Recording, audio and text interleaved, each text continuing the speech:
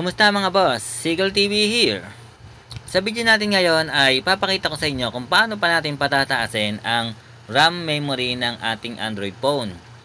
Ang model na gamit ko ay Realme 8 5G. Dito ay makikita natin ang pagtaas ng memory na to ng actual gamit lamang ang setting na ipapakita ko sa inyo. At ito ay applicable lamang sa mga Android phone na 5G. Dahil sa mga 4G phone ay hindi ko nakitaan na merong potential na pataasin pa ang RAM memory. Pero dito sa Android phone na ito ay nakita ko na meron siyang kapasidad para badagdagan pa natin ang performance ng ating cellphone. Ngayon mga boss, ang una-una natin gagawin ay kailangan pupunta ka sa About Device. At makikita mo dito sa About Device ay pansinin muna natin. Punta ka lamang sa setting. Pag nasa setting ka na, hanapin mo lang ang About Device. Ayan. Pag nakita mo na, hanapin mo lang ang RAM na... Oh my God! Wow! Ito itong selection ng RAM. Click mo lang ang RAM. Makikita mo dito, RAM Expansion. When enough storage space is available, you cause part of it expand your RAM. Pag inon mo ito mga boss, kailangan mo lang slide pa right side. At makikita mo naman dito, expand by 2GB, 3GB, and 5GB. Pwede mo siyang i-adjust, mga boss. 2GB, 3GB, and 5. Pero syempre, ang gagawin natin ay isasagad na natin para mas malakas ang ating capacity or ating memory ng ating Android phone. Ngayon mga boss, after natin gawin yan, kailangan the setting will take effect after your restart your phone. Once na magawa ko na ito, ay kailangan nating restart ang ating cellphone. Itutuloy po natin. Makikita nyo dito ay 8GB pa rin ng aking RAM.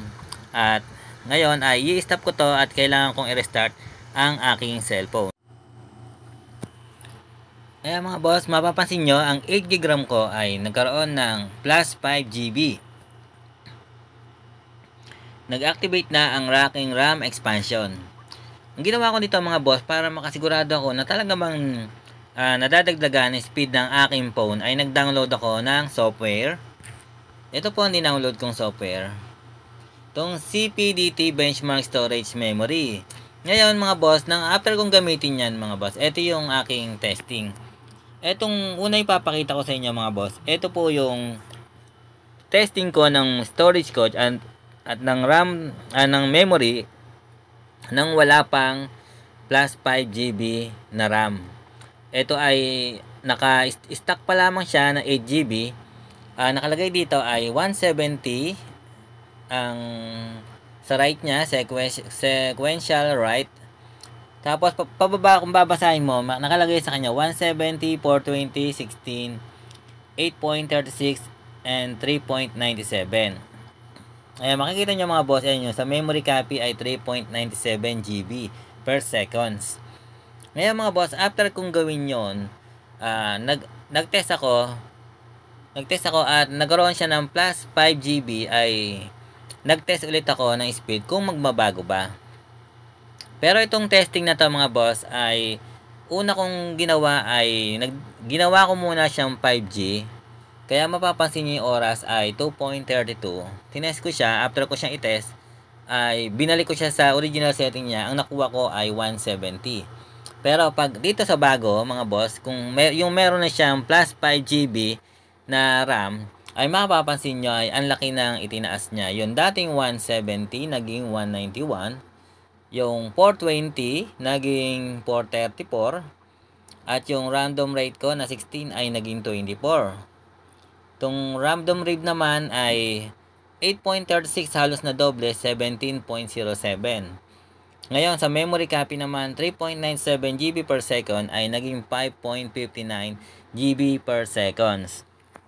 Kaya mga boss, mapapansin nyo na talagang gumagana at working ang setting na to na gagawin natin sa ating mga phone.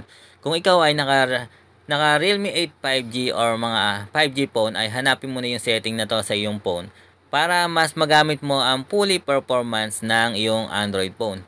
Muli mga boss, Seagull TV here. Sana ay meron na naman kayong bagong natutunan sa aking YouTube tutorial. Please like and subscribe to my YouTube channel. Thank you.